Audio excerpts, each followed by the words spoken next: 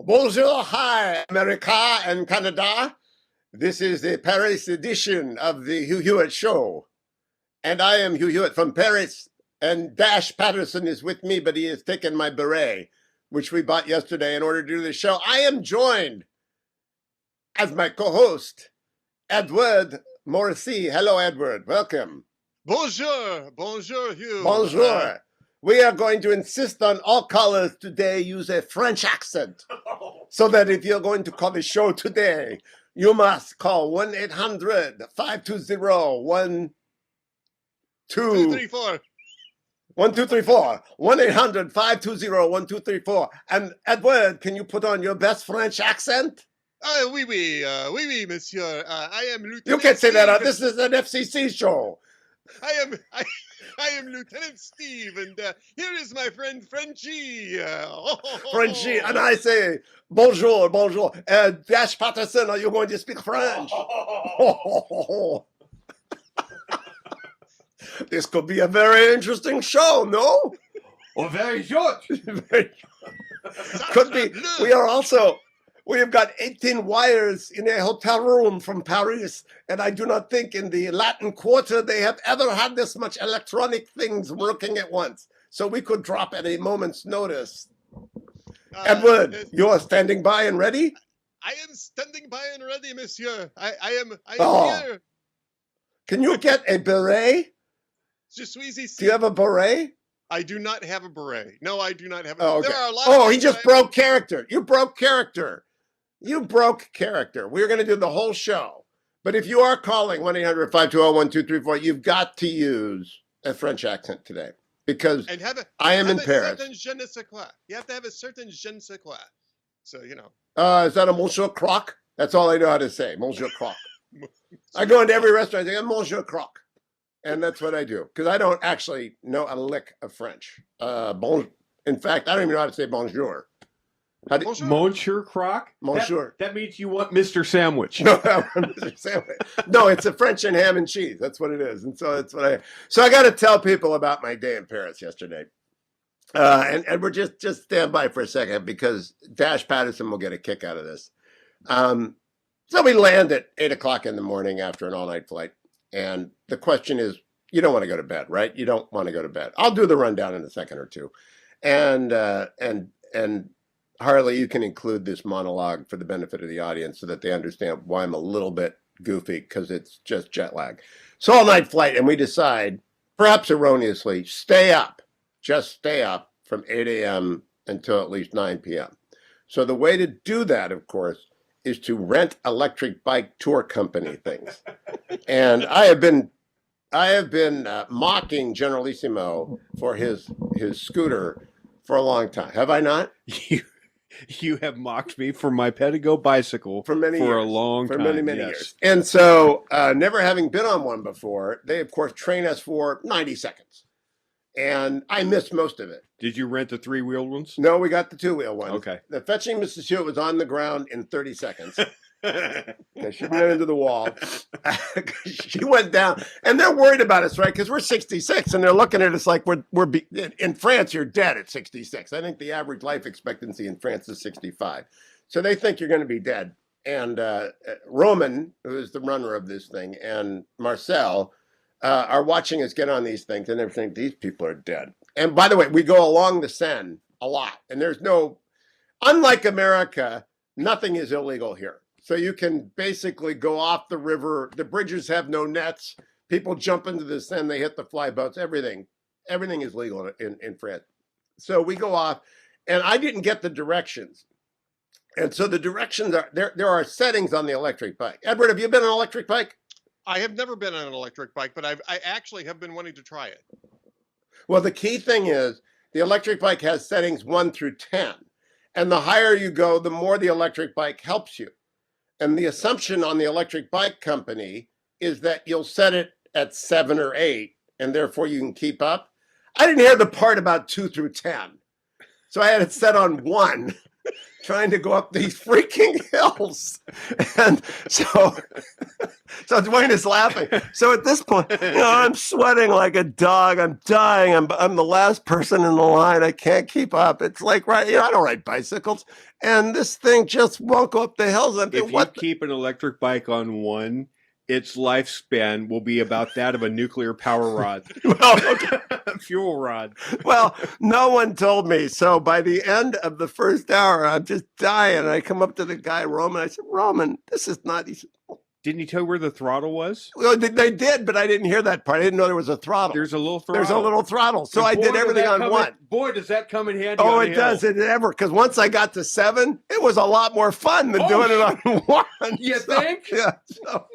I'm about ready to pass out right now because by the time I had spaghetti legs after the bike ride, I looked like a cowboy who'd been shot in the knee. And here's an electric bike that's 60 pounds heavier than you're used to, and we're not going to tell you how to use it. And so So Edward, I have no idea what happened in America yesterday. Did anything happen that was interesting? Because I then slept for 13 hours and got up in time for this show.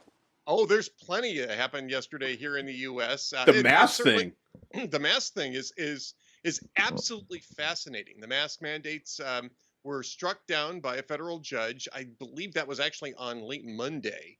And yes, because I saw that on the plane, but they still made us wear the mask because we were coming to France. We were international flight. International flight. International flight. So there were flights in the United States where pilots were announcing you could take your masks off, and there's all sorts of videos on the internet of passengers cheering, the masks are off, the masks are done, it's great.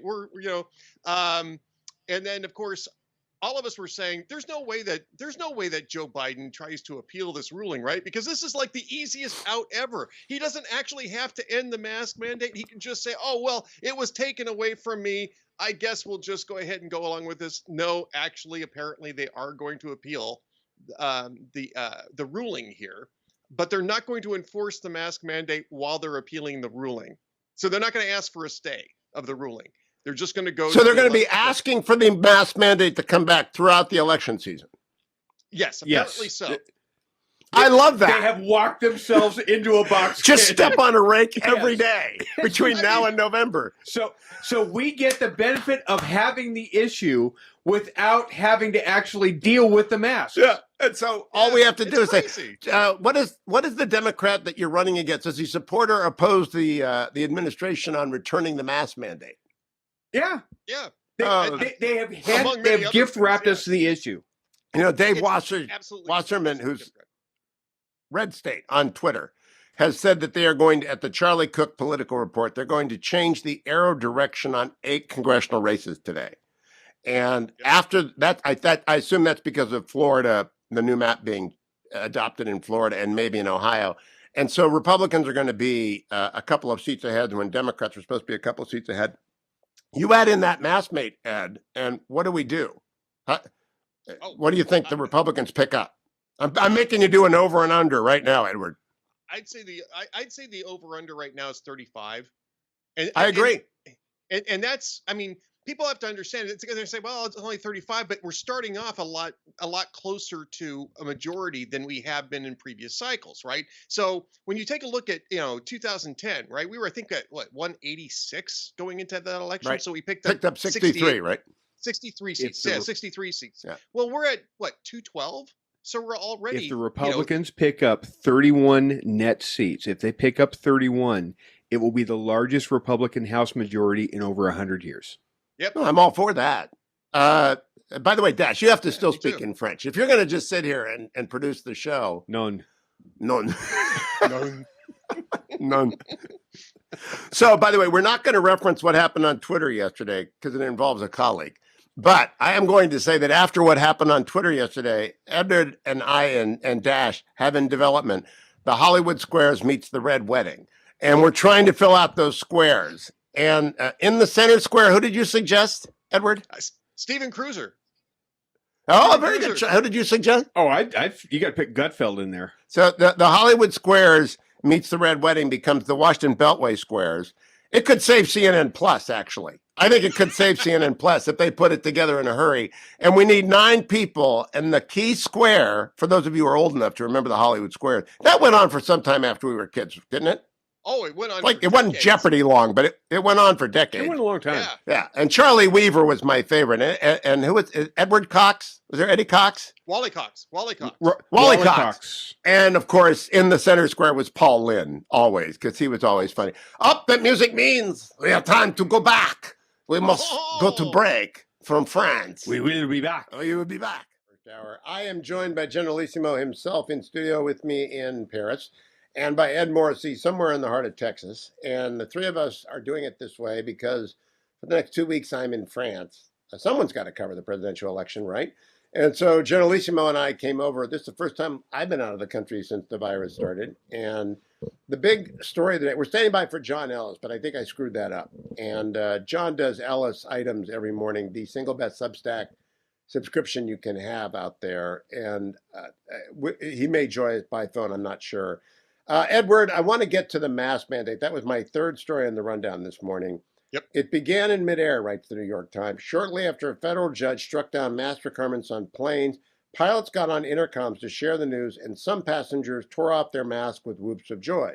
Then it names a passenger, and I don't want to name the passenger. I don't want to give the abuse to the passenger at all, who is upset because she had 2 children, too young to be vaccinated, and said, all I could do is hope it's going to be okay. Okay, there are some people in America who are COVID fanatics. But Right. if you're a COVID fanatic, you would not be flying with your children. I just don't believe that woman is actually worried. Do you?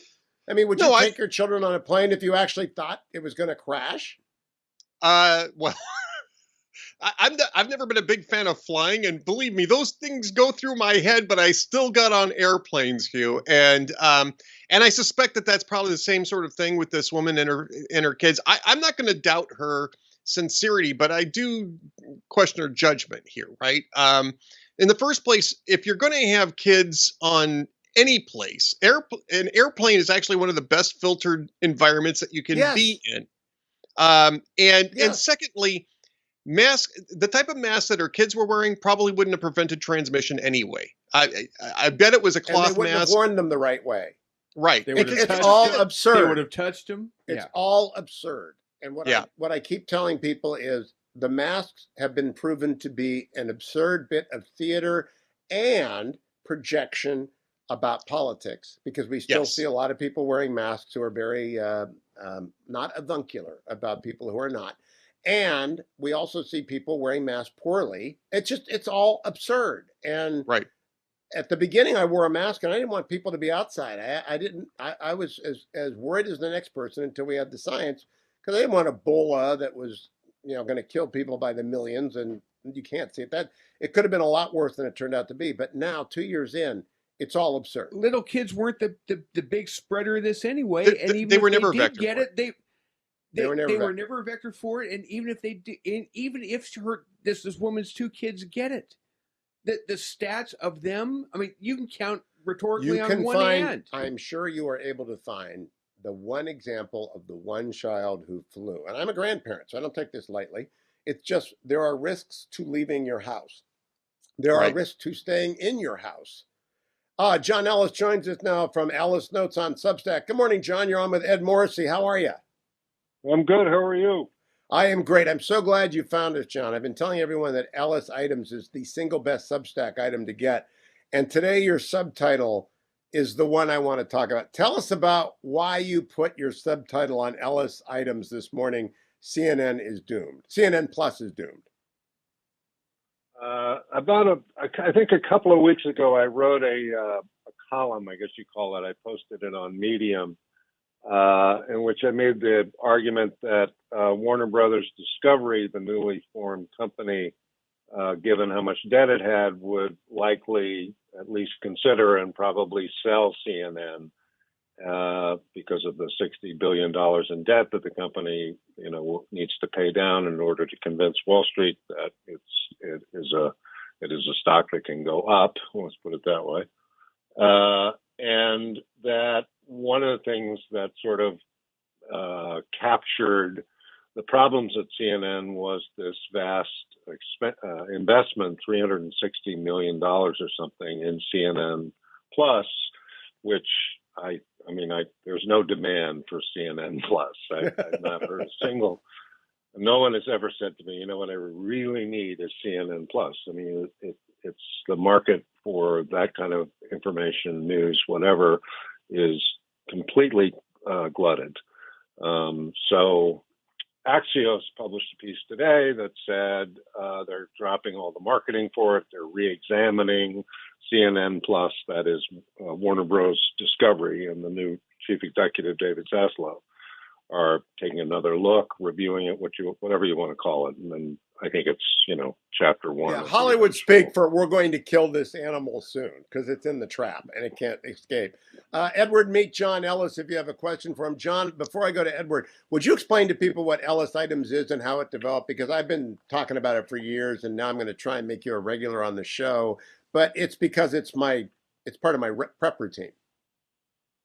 Well, it started when I was at Fox, and later became the Wall Street Journal CEO Council morning news brief.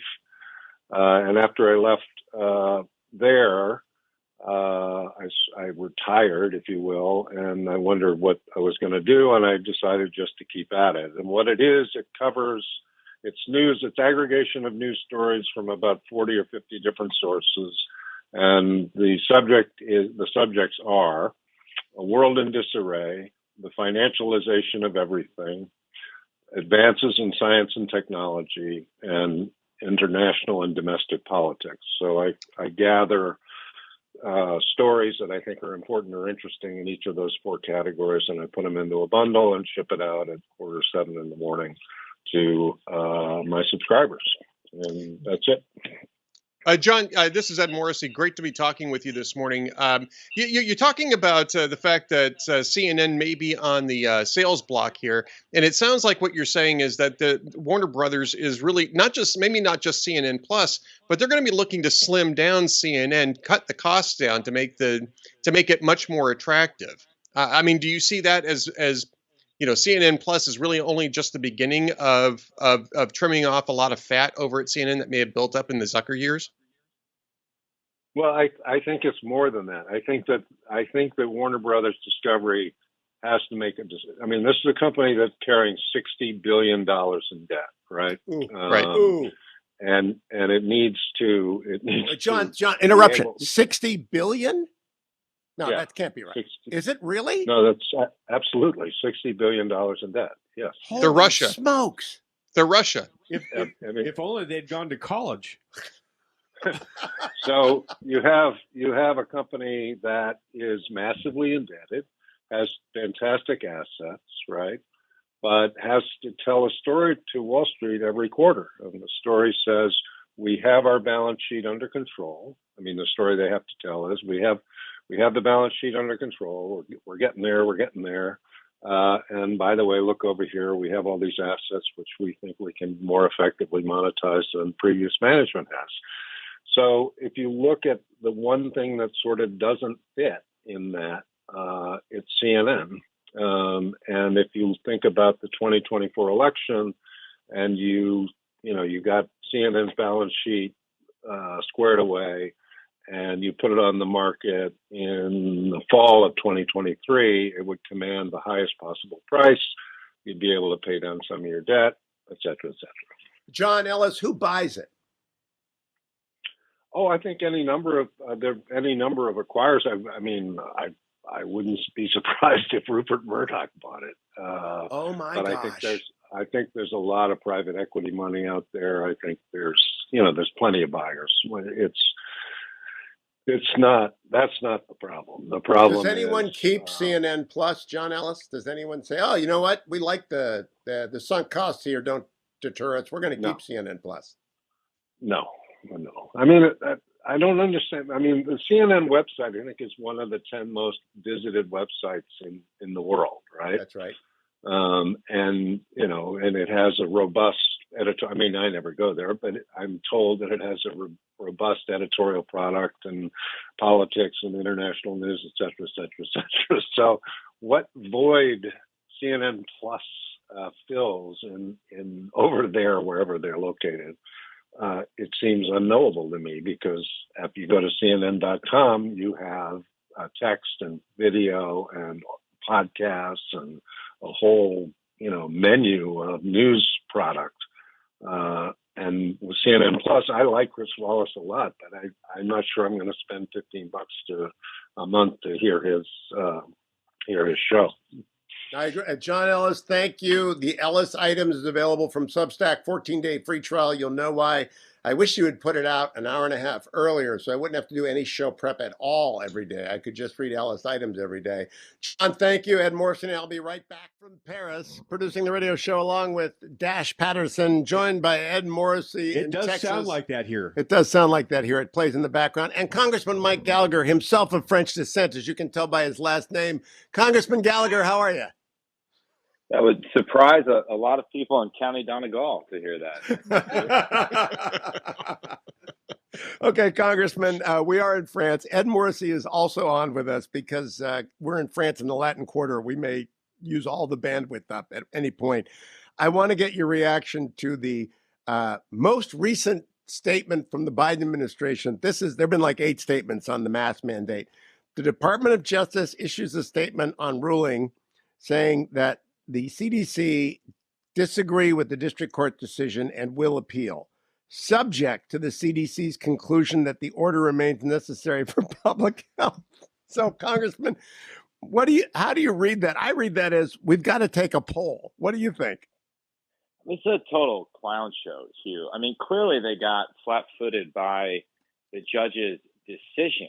And furthermore, there's just no scientific basis at present to maintain this mask mandate at all. They know they're on the losing side of this issue, but the administration is so captive to the far left element of their base, which wants us to mask in perpetuity. They're unwilling to show any leadership on this front. And what is wrong with the President of the United States saying to the American people, we've moved from a pandemic phase to an endemic phase. If you want to wear a mask because you feel that's the best way to protect yourself or your family, that is your choice, but we're no longer going to force people on airplanes and trains to do the same. And oh, by the way, you're actually breathing better air when you're on an airplane. It makes no sense. Hugh, one Wisconsin specific point, and if memory serves, Ed Morrissey wrote a great book called Going Red, in which he profiled my home county of Brown County, Green Bay, Wisconsin. Brown nose, brown nose alert. We're calling a brown nosing flag right there. Go ahead, Congressman.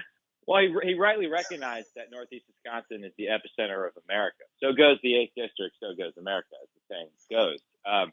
But we, south of us, 2 hours, Milwaukee Public Schools announced a temporary masks are optional policy 2 days ago, and then immediately reversed it to go back to masking kids. We're still masking kids, Hugh. I think when we look back on this whole fiasco, that will be the most unconscionable thing that we've done throughout this. And it's far past time to blame, the previous administration on this. This is a complete lack of leadership by the President of the United States, Joseph Biden, and it's one of the many reasons why they are about to get creamed in the elections come November. Congressman Gallagher, first off, let me congratulate you on your excellent taste in reading material. So you're one of dozens who enjoyed that book. I just want to say that, Congressman. But this was a surprise to me, because this was really a gilded exit strategy, right? The Biden administration, all they had to do was say, well, golly, we disagree with the court, but, at this point in time, it just doesn't seem to be a whole lot of point in challenging this. We're sort of coming to the end of this anyway.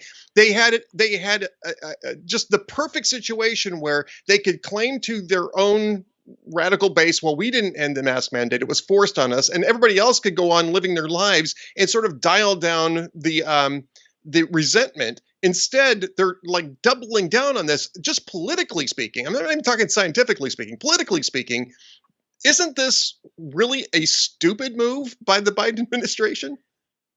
It's a totally politically stupid move. I totally agree that this would have been the perfect out for them. And parents in my district, which well, have been outraged by this whole charade. They continue to call my office asking for answers on what the basis of this is. By the way, anyone who's been on a flight in the last year and had to wear a mask knows what a ridiculous charade this is. I was on a flight 4 months ago, and I had a cloth mask on, which, by the way, the latest evidence suggests that cloth masks don't really work. Right. And I was a proponent of voluntary masking early on, but I'm trying to follow the science here. The flight attendant came to me and said, "Sir, your mask is not fully over your nose." And I said, "Oh, I'm sorry, I'll pull it up." And then she asked me if I wanted a cup of coffee. I said yes, and I immediately pulled my mask down and started drinking coffee. It makes no sense at all. So the time is now for the Biden administration to say, hey, we now have vaccines widely available for a long time. Again, if you want to choose to mask, do so, but we are no longer going to impose this mask mandate. You've got to stop giving advice to the Wile E. Coyote who is running the political operation at the White House, because I want them firmly in control of this until November. I want to play for you 2 clips from yesterday's press conference, Congressman. Cut number 10, the start of it, please, Ben. When I was running for office, you heard it 1,000 times from me, that we're going to build an economy around you. I'm so tired of trickle-down economics. All right, stop right there. Cut number 15, Ben. I was listed. Had the great pleasure of being listed as the poorest man in Congress for 36 years. I still had making a hell of a lot more money than anybody else because I was getting a senator's salary. No kidding. I didn't think you should make money. No kid. Stop, Congressman. It's so cringeworthy. He's worth double-digit millions. He was out of office for 4 years. What do you make of this? The president using "I'm a pauper" stuff. Well, I assume that the RNC, the NRCC are already cutting the ads, because that is unbelievable that the president of the United States would be so out of touch as to suggest that, particularly when it seems almost every weekend he's jetting off to Rehoboth to his multi-million-dollar estate to take a nap or something. I just don't understand. They must recognize what a liability it is for the president to go off the cuff like this, but have no ability to constrain him. This is a terrible, terrible message. And the president, on matters as incredibly serious as the prospect of a confrontation with a nuclear-armed adversary, i.e. Russia, in Ukraine, continues to say things that undermine his own policy. At the beginning of the crisis, of course, it was the minor incursion comments. Then he talked about effectively regime change in Russia. The president is not sending a strong, clear, and consistent signal of American leadership, whether he's talking about domestic policy, his own finances, or matters of grave importance such as foreign policy. Well, Representative Gallagher, I've said this since the beginning of the Biden administration, is that this is the most reactive administration. There's no hint of strategy or strategic thinking here. And you can see this in the Ukraine crisis, perhaps more on a moment-to-moment basis than anything else, where you have different stands on what's going to be shipped to Ukraine depending on who's asking the question and when. And there was a flip that took place earlier this week, for instance, on the arms that were going to be going to Ukraine. There doesn't seem to be any strategic thinking, not just with Joe Biden, but with the entire Biden team at the White House. And I think that that's maybe the scariest part of this. I mean, the Biden going off the cuff, we could probably solve that by having the Easter Bunny up there with him at the mic whenever he's up there. But other than that, I mean, what really concerns me is the lack of the strategic direction at the White House. Is that something that is also going to be of concern to members of the House and Senate as things like the Iran deal come up for discussion? Well, on domestic policy, the North Star seems to be climate change, right? And doing everything possible to placate the evangelists for climate change and the Green New Deal. I wonder if the same isn't actually true on foreign policy, or at least there's a divide in the administration between the Church of Climate Change, led by the High Priest John Kerry, and those with the more realistic view on China, for example. And that is the reason we have so much incoherence on foreign policy. To the extent they've tried to offer a strategic view of the world, it's what they're calling integrated deterrence, which is the Pentagon's new national defense strategy. Integrated deterrence is a fancy bit of jargon to cover what they're actually trying to do, which is to cut conventional hard power, to divest in hard power and sell it under the idea that soft power could somehow make up the difference. That doesn't work. It failed in Ukraine. Look no further than this morning. We finally got the Navy's 30-year shipbuilding plan, which is a massive cut to the United States Navy. And for the first time, doesn't even present a plan. It presents a range of 3 options. That makes no sense since the Navy has one set of requirements, not 3 different options for requirements.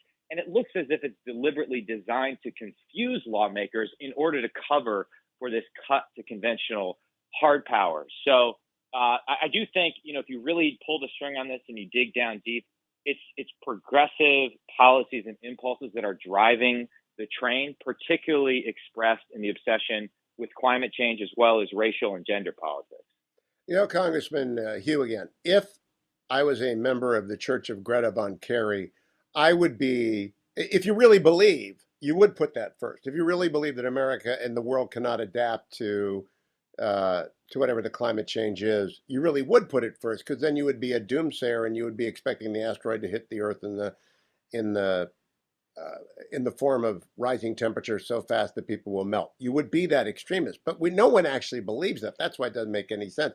Let me ask you about our friend Robert O'Brien's piece in the Wall Street Journal this morning, which is very grave. It says, it sounds like Putin is actually thinking about using a tactical nuke. If you believe what they say, they ought to know what we will do if they do that. We will not escalate to nuclear, but we will do the following 5 things.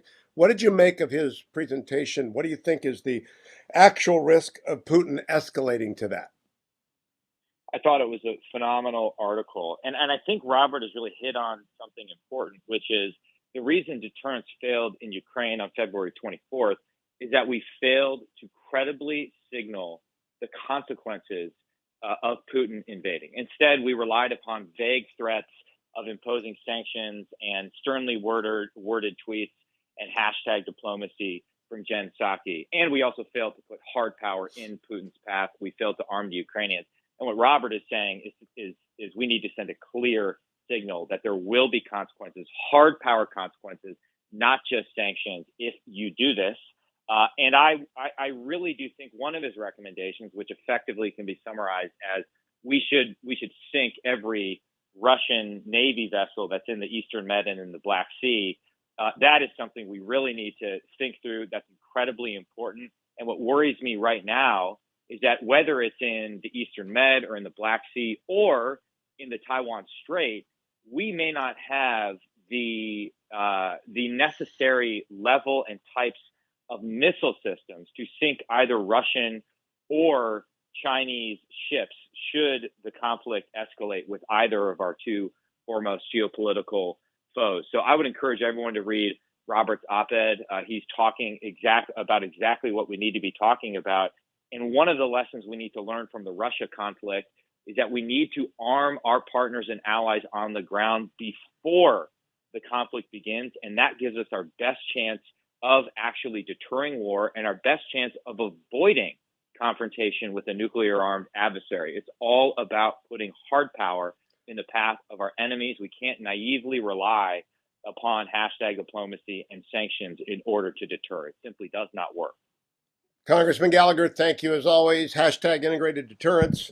Mike Gallagher does not do an interview without mentioning what an absurd idea integrated deterrence is. And I do not do a segment from the Latin Quarter in Paris, broadcasting from abroad for the next 2 weeks, joined by Generalissimo in studio with me here in Paris and by Ed Morrissey in Texas to make sure we have backup in the event this all falls apart. Mike Gibbons joins us from Ohio. Mike is running for the United States Senate there, and it's so great to have you back. Mike, welcome to the Paris edition of the Hugh Hewitt Show. Yeah, thanks for having me, Hugh. You don't know Ed Morrissey. I don't know if you've talked to Ed Morrissey before. He's the editor-in-chief of townhall.com and my regular guest host. Mike, give us a sense of where you think the race in Ohio is. There are 5 candidates. I'm evening out the minutes in this last week as voting is underway in Ohio. How do you think it stands? Well, we're pretty positive at this juncture. I think nothing's really changed, at least from our what the polling seems to be coming out as. We're confident that we can continue with the lead here and right through the election. Things have tightened up, of course, and we expect that to continue. But we're out Mike, right I want to now give you a polling. chance to respond. Last week, Jane Timken was on, and she tossed some bricks your way, saying that you had demeaned women and her as a mother not working. Your response? Well, I've got two daughters. In fact, if you go online and check that out, my daughter's president of the Women for Gibbons group, and she would tell you just the opposite. I didn't demean anybody for anything. She's basically made a false presentation of her past, and I'm not a politician, so I'm not used to this. And what I should do is just ignore whatever anybody says, because nobody seems to speak the truth. Well, and Mike, I think that part of this too is that this is sort of off topic in terms of what voters care about, right? And we hear a lot of we hear a lot from Democrats about equity, about climate change, about all sorts of different things. What is the number one issue that you're hearing about from voters in Ohio? What is their big concern? Right now, it's inflation, no doubt about Absolutely. it. And every single voter has the same issue, and as we all should. And I think in my case, I'm the one that's the most equipped to deal with something like that. That's been my life history. I'm not making up my life history. I've spent my life in investment banking and finance. I studied economics. I've taught economics. Everybody else is just guessing, and I think it's important to send people to the U.S. Senate that actually have a history of and experience in a particular area, instead of just kind of faking it. And that seems to be resonating with the voters in my case. Mike Gibbons, it's you again. We're on right now in every major market in Ohio, from, of course, Cleveland and Columbus and Cincinnati, including Youngstown and Dayton and Toledo. And I even include Toledo in the Ohio market because even though there are Michigan fans there, they're still part of the state. Where are you strongest in the state? Is it Cleveland? Is it Northeastern Ohio? Or just there's got to be a place where you're doing better than otherwhere? Well, the last poll we had, we are ahead in every major metropolitan area, and we're actually in the field right now. We should know something more later today, but to be honest, we were ahead in every major metropolitan area. But the race has tightened up, and we expect it to tighten up. I am being attacked from every quarter, and when I first started this, Hugh, I said, we seem to get a pretty good response when I'm out there talking to voters. How come we're not doing better in the polls? And they go, Mike, you don't want to be first in the polls. Well, now I understand why. No, that's interesting. Now, obviously, former President Trump endorsed J.D. Vance. You're running in that lane. That lane's awfully crowded. I've said I have no idea how this is going to turn out. Sometimes the last man standing is the only woman in the race, Jane Timken. Sometimes the last person standing is the only one who doesn't want the Trump endorsement. That would be Matt Dolan. Sometimes the last guy standing is the guy who ran 3 times before you. That's Josh Mandel. What is going on in Ohio? I mean, it's a wild carnival of a race. It really is. And we had a guy, as you've mentioned the names. Josh Mandel had 92% name recognition in the state when we started. Mine was at 2.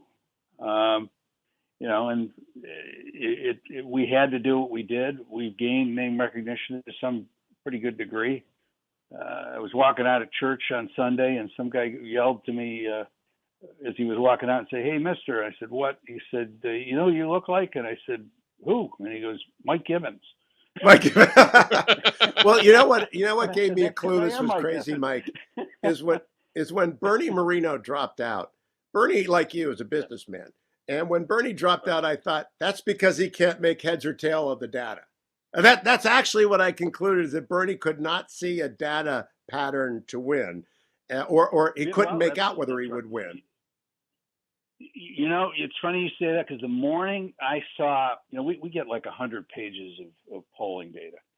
And when I looked at it the morning he dropped out, I said, Bernie's a smart guy, and Bernie has no path here. And it was pretty obvious to me. And sure enough, that very day he dropped out. And I looked for the same thing. If I didn't have a chance to win, I would have dropped out. And And I've got a very good media group supporting me, and they have shown me a path to victory that remains in place. And, I've taken some hits. It's amazing what people can get away with saying that bear absolutely no resemblance to the truth. And I've been taking one of those every 4 minutes if you watch TV and here in Ohio. But we're fighting it the best we can, and we're retaining a strong position. So I'm pretty positive that the polls may show that we've moved up again, and I'm very positive that we're going to win this race.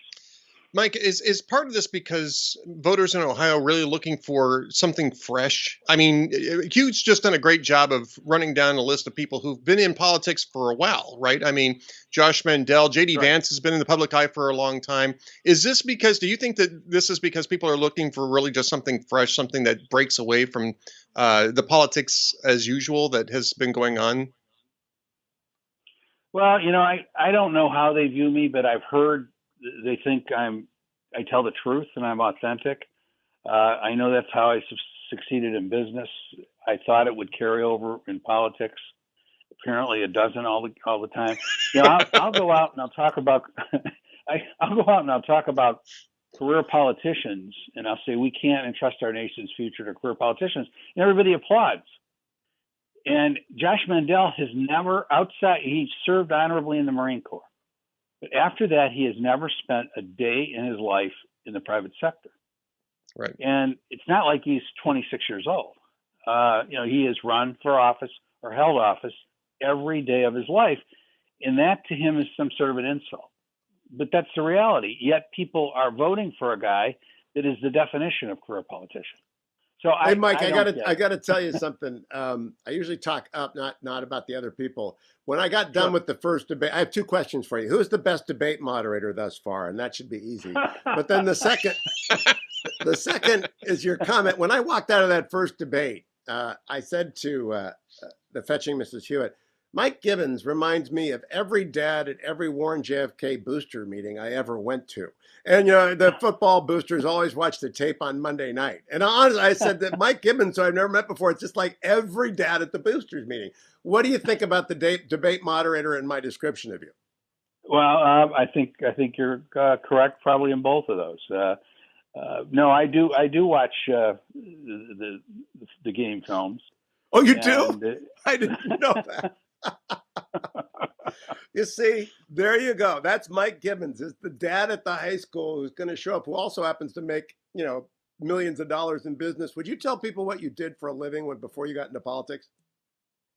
Sure. I'm an investment banker.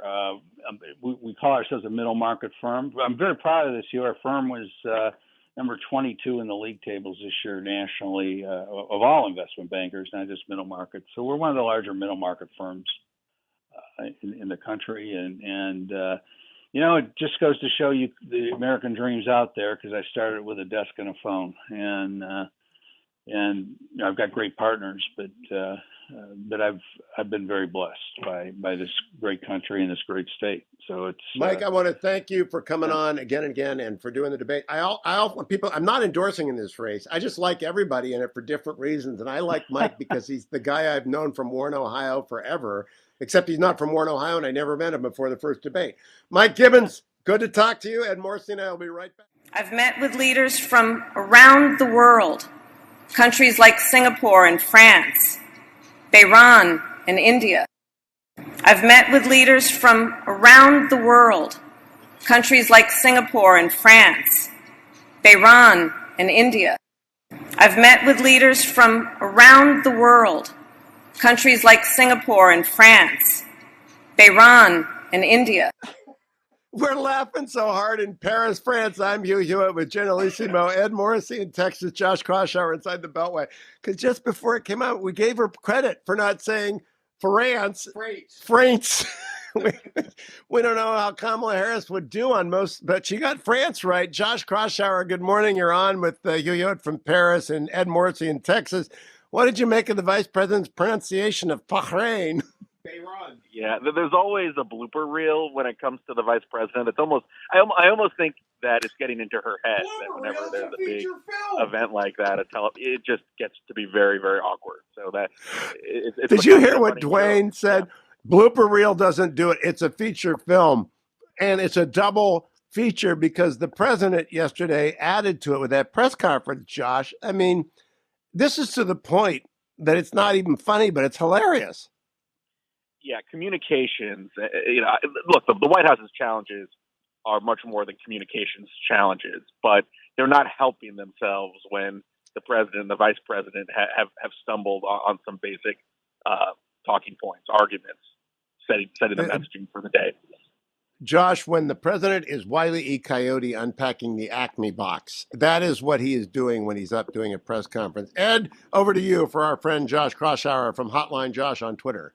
Well, Josh, great talking with you again. And I have a question, and I know that we've been having some fun with the clip about the Easter Bunny at the egg roll, right, where the Easter Bunny intervenes with the reporters. But I want you to seriously give me an idea of how that looks to reporters and what you think it says that you've got the Easter Bunny diving in to stop Joe Biden from talking to the press. You know, there's something to be said for letting Biden be Biden.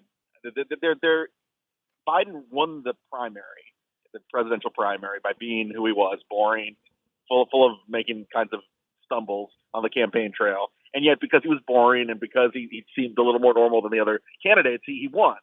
And, you know, I feel like as he's gotten more handlers, as he's been president, has more progressive staff, has more people that are working alongside him, they're making him look bad.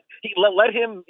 Part of his image is the guy who has made his fair share of gaffes over his long political career. Let him do that. When you have the Easter Bunny, who was a White House message person, dressed up as the Easter Bunny for the Easter egg roll, and you have them literally like waving him off and trying to prevent him from saying anything, it makes everything look worse. And that is the problem. I think he has too many people almost worried about what he's going to say, and it exacerbates the already evident problem.